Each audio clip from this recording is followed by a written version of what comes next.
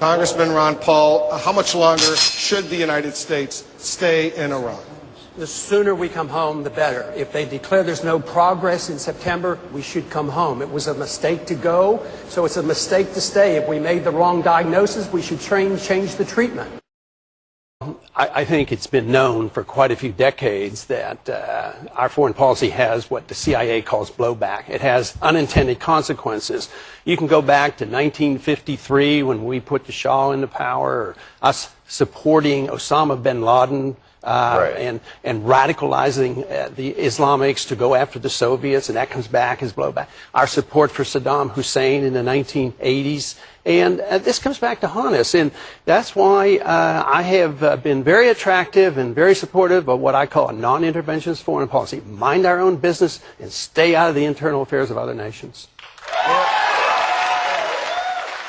If you study the people who understand the Middle East, like Michael Schur and others, and look at the 9/11 Commission report, that's the evidence they provide that that was one of the excuses.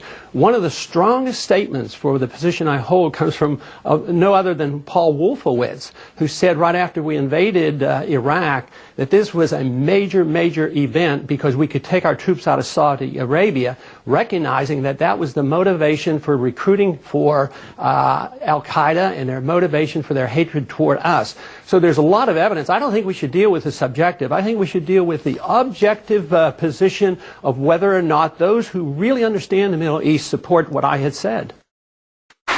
The most important promise we keep is the oath to obey the Constitution. We just shouldn't be going to all these wars. We shouldn't have so many injured and in our hospitals because we shouldn't go to war unless it's declared. If it's declared, we should go win it and get it over with. Now we're in this war for 5 years or so, and nobody sees the end to this. So we went in under false pretense. There were no weapons of mass destruction. There are still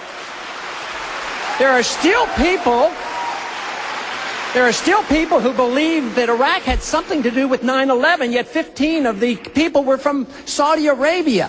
We need to live up to our principles so there are less injured veterans, but when they come home, we better jolly well take care of them, and we're not doing a very good job right now because all the money's going overseas. We're broke, and we got to do something about it.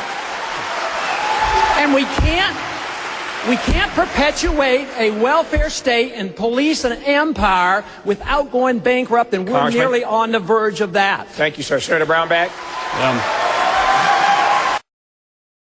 Well, because 70% of the American people now think that the foreign policy is going in the wrong direction and want to change.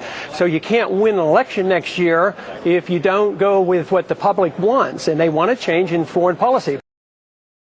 A strong national defense means that we have an understanding of national sovereignty.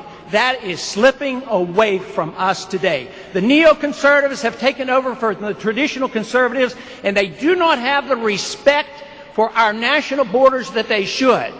We do not any longer have national sovereignty. We have referred too much to the United Nations, the IMF, the World Bank, and the WTO, the NAFTA and the CAFTA agreements, and they should not be part of our system. But I did vote for the authority to go after the Al-Qaeda. But the authority given and the money given was totally abused. We went into nation building. Where's Osama bin Laden? He's in Pakistan. Pakistan is a military dictatorship that we support, and now we subsidize, and they have nuclear weapons. So it makes no sense whatsoever with this ridiculous foreign policy that we have. So what happened? We ignored Osama bin Laden and said, oh, let's go to war against Iraq. So those are the kind of irrational policies that I'm trying to fight. I think what we should look for is respect. That's what we need, and that's what we don't have.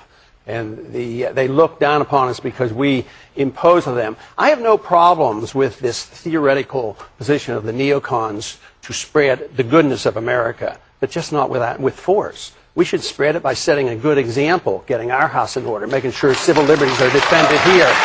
Then, when we have a free and prosperous economy and everybody's doing well and everybody's getting medical care, then they'll want to emulate us.